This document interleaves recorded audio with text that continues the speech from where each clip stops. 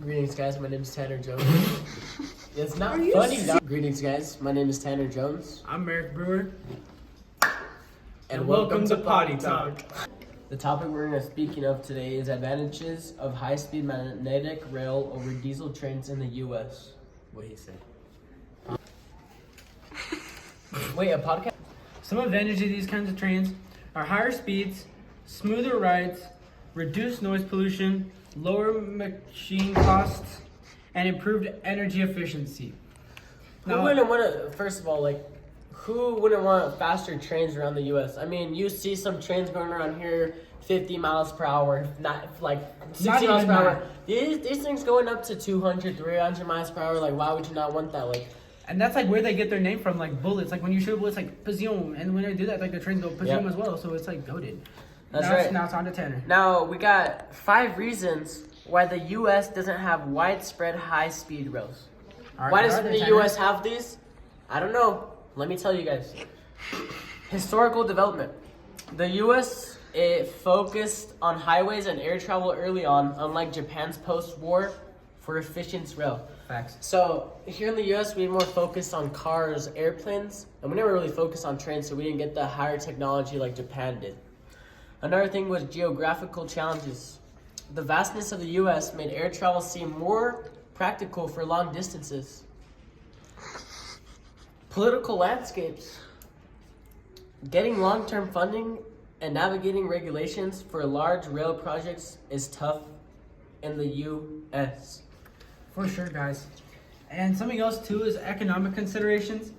The high upfront costs and lower population density in many areas make it harder to justify the investment. You know, America sure does.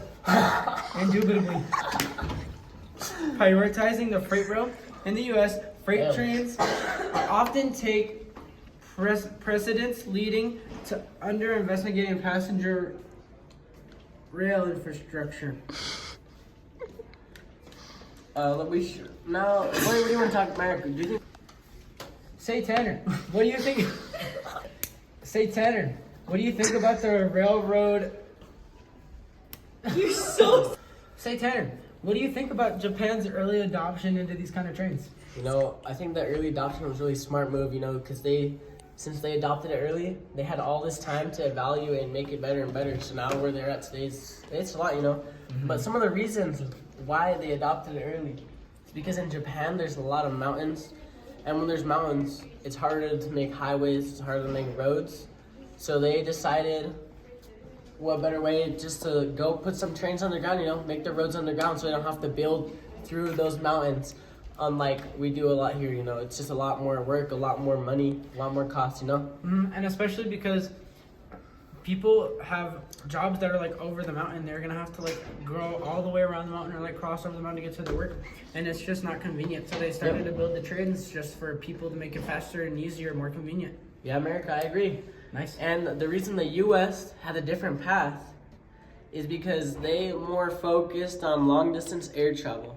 So that's why we have more higher technology in airplanes and what's the word? We have more advanced airplanes. The death rates in Japan Airlines, and the U.S., it's very significant because we have that more advanced. And what the U.S. want to do, they wanted to build lots of highways. If you ever went to Japan, there's not much highways there. It's a lot of train. You got to travel by train a lot there. Yeah. Here we see people doing road trips every day. Every day. Some people make road trips just to come to school. Isn't that wild? Yeah, that's wild, man. I mean, those kids in Japan, they probably got to take the train to school, believe it or not. I know. All right, pause it. Read it. Another challenge, too, is that the U.S. has complex land ownership. And so, somebody could have some land in this area, but they wouldn't have the same land in this area. So if they had a train through it, of course, it wouldn't work like that because that's two different people things. What if one dude wanted a train and one guy did not want a train? He'd be like, frick no, bro, get that train out of here. And he'd have to be like, oh, yeah, I guess you're right. So that's why it's also harder for trains to work in the United States of America. I agree, man. Yeah, great to hear. Your turn. Some economic considerations in the U.S., high upfront costs, cost a lot. Yeah, especially because in America, stuff is so expensive. Yeah, Japan has a much lower cost than America. lower population density, concerns about economic viability, funding model struggles, difficulty finding a sustainable approach. So it's just more difficult in the U.S. than it would be in Japan, you know, because there's lots more complicated things going on here. Another thing we're going to talk about here is the advantages of high-speed magnetic rail over the U.S. diesel trains. Merrick, would you want to go ahead and share that with us? Of course, man. I think that, like, of course, speed and, like, consistency, like, it runs all day, every day so fast that, like, it's, if you blink, you'll miss it. And it also requires a lot more less energy because it's... And when you're going faster, you're going more smooth. So you got more smoother rides as well. Of course. And... Who wouldn't want a nice smooth ride, am I right? So true, Tanner Jones. Could not have said anything different. Alright. Play. And also, if you're going faster, you know, a slow train is gonna make like lots of bumping, thumping noises. If that thing's running fast like that, boom, it's gonna zoom through there. You're not gonna hear a thing. And actually, it's not gonna disturb everybody. Something I bet you didn't even know about, Tanner. They use magnets. That's right. They do use magnets, And that's why they're so fast, so efficient. And it's so much better for the environment because when we use the kind of trains that we have here in America, they use natural resources every single trip. And magnets are like a natural thing using Earth's gravitational pull. So it's actually just a natural resource, and that's why they're a lot better for the environment. Yep. Some high-speed rail ridership. Let's talk about that. Let's talk about some high-speed rail ridership. Japan has approximately 33.4 million passengers. Dang! Europe, passengers, around 150 million passengers. Wow. So it's a big difference between Japan and Europe because Japan is like way more, you know, and they have a lot more kind of stuff. they're still more advanced in lots of like things. You know it. But let's talk about some reasons. You got it. 5 reasons why doesn't the U.S. have widespread maglev technology? Oh, I'd love to answer. I mean, let me give you one right here. Historical development. That's a good one. That is a good one. And also economic. You got to consider that one too because economic like the considerations. price of stuff, yeah. Like high initial investment costs and concerns about profilability in less dense areas. Yeah, of course, bro. Yeah, like sometimes, especially, it's like it can be really political, and you know, like it could be very hard for some people to see eye to eye about these kind of trains, and if they can't, then it's hard to come together and make one. Political landscapes, they have more difficult in securing consistent fundings and navigating regulations for large infrastructures.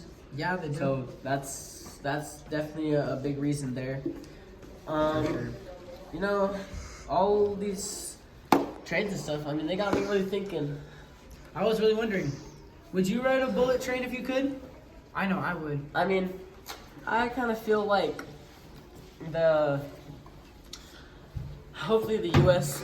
gets a little bit of tips from the Japan, because isn't only a more efficient way to travel, it's a more clean way to travel. It won't ruin the environment. So many people, what do you think about so many people that talk about making a better environment for the U.S., but then they proceed to do nothing?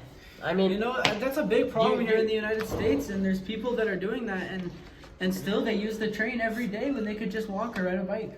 And the problem is they're just settling for the easiest convenience instead of trying to help the environment. What I think what they're doing is every day they're like, want to make the environment more special, so people go and buy electric cars. What people don't know about electric cars is it's just as bad, even probably worse than a normal car. So, in conclusion, that's why we need more trains. Especially bullet trains. They are a lot faster, they're better to the environment, and they use magnets. You know it. And, ready? They're just awesome. When are you going to make the environment a better place and stop talking about it? Make it happen. Take control. Come on. Pause it. U.S. government Here at Poddy and Talk. Donald Trump. Pause it. Here at Potty Talk. Potty Talk.